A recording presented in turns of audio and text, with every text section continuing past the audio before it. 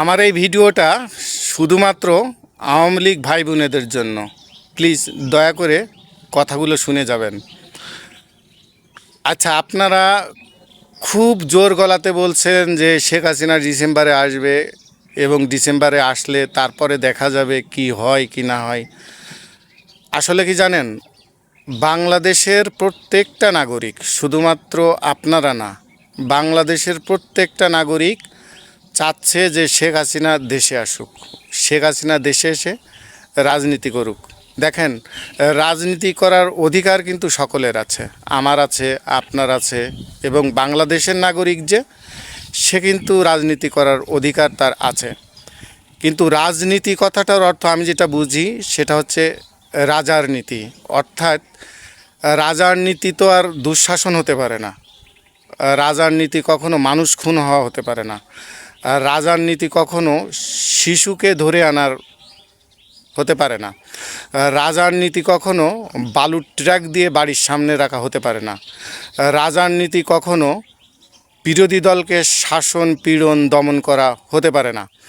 যদি বিরোধী দল তাদের গণতান্ত্রিক অধিকার নিয়ে আন্দোলন করে, তাদেরকে আন্দোলন করার সুযোগ দিতে হবে। আর আপনি যদি গণতন্ত্রের কেউ হয়ে থাকেন, তাহলে গণতন্ত্রের আইন কানুন মেনে আপনাকে দেশ পরিচালনা করতে হবে এবং রাজনীতি করতে হবে।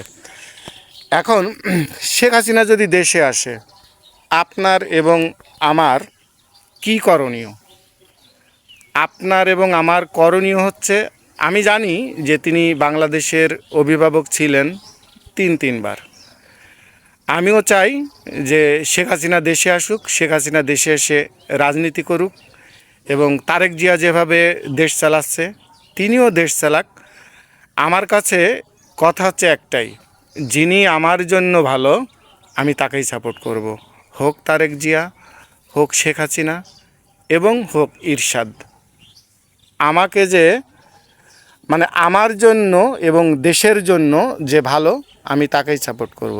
এখন আমার প্রশ্ন হচ্ছে, আপনারা বিগত দিনে যা করছেন, জনগণের প্রতি যে অত্যাচার নিপীড়ন, যে নৈরাজ্য সৃষ্টি করেছেন, এটা কি কোনো গণতন্ত্রের মধ্যে পড়ে?